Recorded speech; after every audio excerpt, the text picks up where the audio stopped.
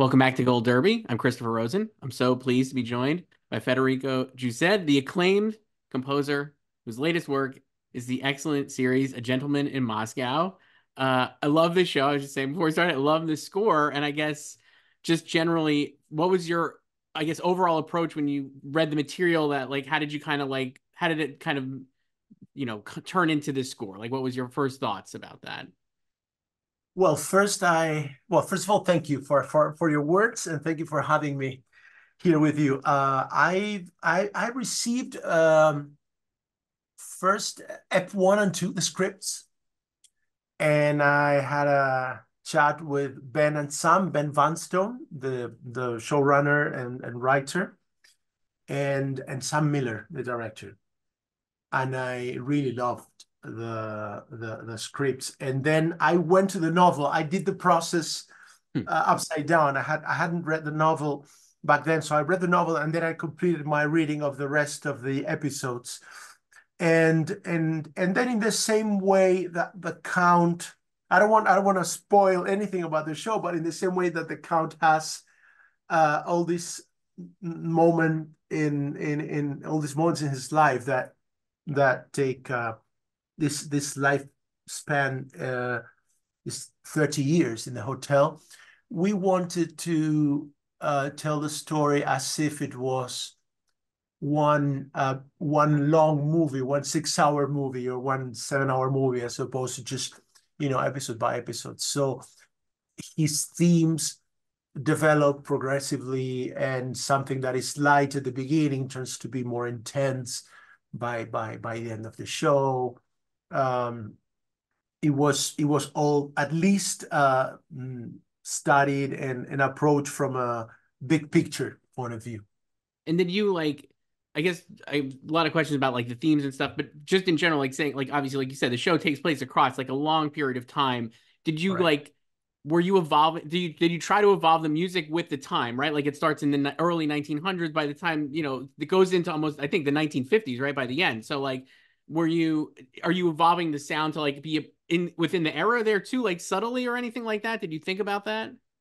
We thought about that. I think the score evolves with the characters more than with the time period, more than with the stylistic moments of the diegetic music does and the source music does, and I did write a few of those, but mostly the score evolves because when the Count starts this saga, he's a young man. And when it ends in Ep 8, he's a grown-up man. And not only he's a grown-up man, but he's gone through a lot of really great and sad and difficult moments. So in the same way, the score tends to be less candid or naive eventually, and becomes more, hopefully, more profound in the same way that the Count establishes more profound relationships. I feel like you do a great thing with the main theme, right? Or that kind of runs the main theme for the show is where it feels like you're doing that in that short amount of time, right? Kind of showing all those different things. I guess how did you, yeah, how did you approach the theme and kind of land on how you wanted that main motif to sound? Well, first, I mean, always when you're offered a piece like this, a period piece about such a musically rich moment in time, the first thing that came up was, let's do something very Russian. But then we approached that idea, and we do use balalaikas and some uh, Russian colors, but we didn't. I think we didn't go all the way there. Um, we wanted to have something Russian, but also the Count has this always elegant aristocratic manners and always humorous. His way to approach his dark fate is always humorous and discreet and elegantly. So in that way, the his theme tends to have that, and eventually gets more complicated as the score progresses and the show progresses. But it's always, I have to say that although the environment and the time frame, and of course the wonderful work that the production designer did, the score is more connected to the journey of the character Right. rather than the passing of time by itself. Right. Did you do that for every one of the characters? I mean, like, were you like Anna and like Nina and Alexa? Did you like kind of connect those themes as well, like to do that? Yes, although every theme comes from him because he's the point of view of the show. There's a theme for Nina, and there's a theme that Anna brings, and there's a theme for Sophia, and there's a theme for Mishka, a very important character. And all those themes evolve. Anna, it is at the beginning, a flair, funny and light-hearted romance, and it becomes a very significant relationship. And in a way, for the Count, I think I mean, the meaning of friendship and the meaning of love, and eventually that fatherhood that he Hmm. established uh, becomes something um, becomes something new for him and becomes something very significant. And it's like a learning. And all those themes do evolve. Anna's theme is it's more lighthearted at the beginning and plays sometimes in the rhythm of habanera and tango, and eventually becomes something very, yeah, very Russian and romantic by the last episodes. Did you have like you mentioned obviously like the Russian influence and stuff, but did you or and maybe you don't even approach things this way, but were you like thinking of like I mean, is there comps for you in terms of like music or like other music that you were like oh like kind of like inspired by or anything like that, or you kind of like try to avoid that so you're not like kind of maybe replicating something that you've already heard? I'm sure that I'm influenced, of course, and also I come from the classical world. I developed uh, a concert pianist career for some years, and conducting career. So of course the Russian music in that repertoire. I played Prokofiev concerti and sonatas and Rachmaninoff and Shostakovich. So it would be dull to say that I'm not influenced by them. I know that I didn't do it purposely. I didn't do it consciously on this one. I think after consuming so much of that music, I think it's somewhere in there and it just pops up, of course. One of the things I mean, this show I found like truly as the whole thing, like you said, like all the performances, the production of your music, everything. I found it very emotional and like it really generates like a real great response. And a lot of that I think is because of your music underneath these images that we're seeing and like kind of the story. And yet it never felt like cloying or manipulative. And I found that like really because I obviously you could do that with music and very easily probably generate emotions and it's not genuine. But here I felt like it really is genuine. And I guess I was like, how did you do that basically without without it being cloying and The manipulative? merit is not mine. So, no, I think that this is something that we talked about very early on in the process, that we didn't want to add something that is already there. And as you said, Christopher, it's very common that in my work, a director, a filmmaker would ask me to bring more emotion or agitation or something that he or she feels, fell short, whatever, in the performances or the editing. In this case, it was exactly the opposite. I think this show could go without music at all. It's so strong. Performances are so strong. The text, the novel, and Ben's writing is so solid that it doesn't need music, and that's a great premise. If it doesn't need music, then when you're gonna do something, but you do something that adds a layer to it, so that of course brings more emotion, but maybe it's not exactly the same type of emotion that we already see. And as I said, jokingly, it's not the merit, it's not all mine.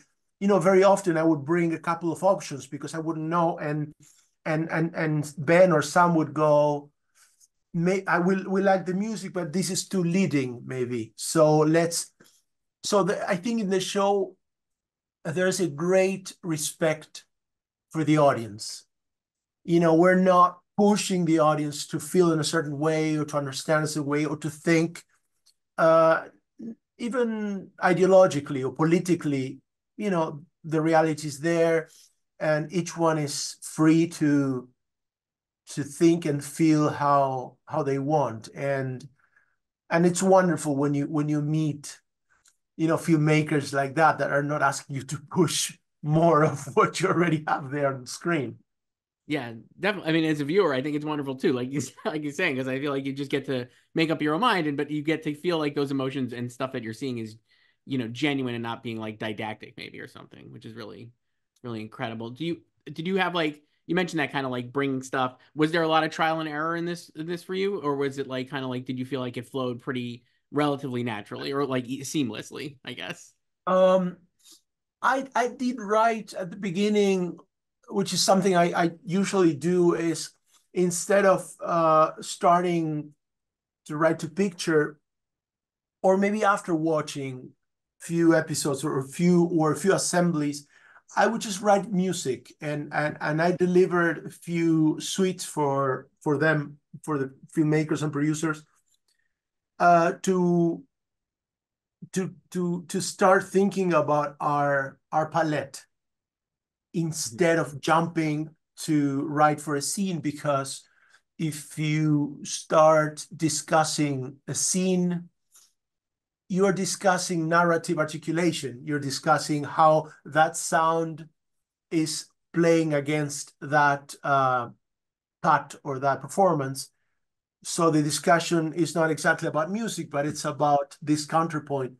But I first wanted to create, or to define more than create, our our terrain, right? Mm-hmm. Our territory. And then and at that point we had some back and forth. And then when I started writing to picture, it went quite fluent, and I have to say they were very, very, very flexible and generous, because they would very often, we would spot an episode and they would go, we're really happy with the temp track, maybe. And the temp track was mine. Another thing that they did that was absolutely sweet and thoughtful is that they temped the show with my music only. So which it brought me trouble a few times, because they were so enthusiastic about what was there that it was for me hard to beat that composer, which was a good paradox. Uh, However, very often I would bring something that was completely out of uh, what was expected. So sometimes I would bring something that was more in line with what was expected, and then I said, okay. And then I brought this choir, for instance. If you listen to the score, and I don't know how many eps you've watched, but it's quite dramatic, and I'm using the choir, and there are some requiems, and then some Russian folk songs that I wrote with a dear Russian friend that wrote the lyrics for me, and they were not expecting that, and they were very flexible and open, which is great, because as you probably know, when the filmmakers are cutting and cutting and cutting and watching something over and over again with the same temp track, is so difficult to bring something new, because they're so familiar with what they had, that it's hard to bring a new idea. I have to say they were always open to new ideas. That's awesome. Do you have like for this? Was there? Did you have like something that you were like, this is the biggest challenge for you, or something that you were like, oh man, this was like most like the a difficult, maybe sequence or something that you were like really, surprised by, I guess. Many, many, because it was a long journey. Well, I don't want to spoil, but at some point of the show a situation between father and daughter that is so moving, and I mean, as an audience, I'm a very movable audience. But as a professional, it gets to the point where, like a doctor, I don't cry when I have to open a body and start. Um, but there's this moment between father and daughter, and I have a 5-year-old daughter, and there's a very emotional moment where they don't know if they're going to see each other or not, and I would end up like, like crying every time. I could not write for the scene because the performances are just so good. So that was hard. Hmm. That was hard to do, and also not to fall in a melodramatic, register, because I would ruin the scene. The scene was so moving by itself, so it was hard at a personal level. And then there were another scenes that were very difficult, uh, because the tone. You watched F1, right?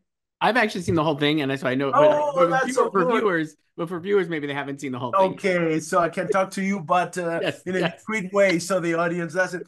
But I know that the US and UK audience already watched F1. right.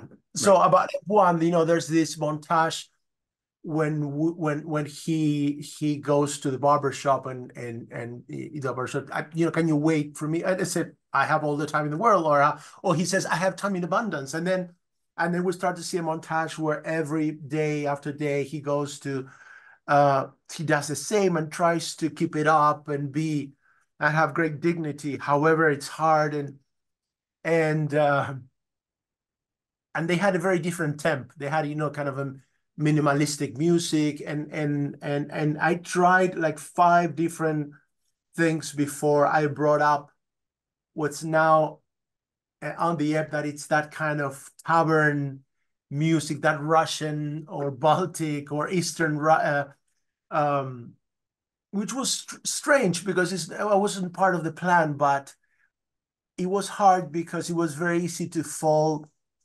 into something, already to visit it, those montages, passing time. And so the music had to play. On the one had the exhaustion and the sadness of the count, and on the other hand, his constant thrive to be well, and to smile, and that contradiction to me was complicated. And again, not to play it in a already obvious manner. So that was a hard one, an early hard one in Yeah, F1. and yet all of these things, I feel like we're saying, like I think you did a great job, like balancing all those things and really towing this line. And it's an incredible score. And you can watch the show on Paramount Plus with Showtime. It's A Gentleman in Moscow. Federico just said, thank you so much for doing this. Appreciate it. Thank you so much for having me.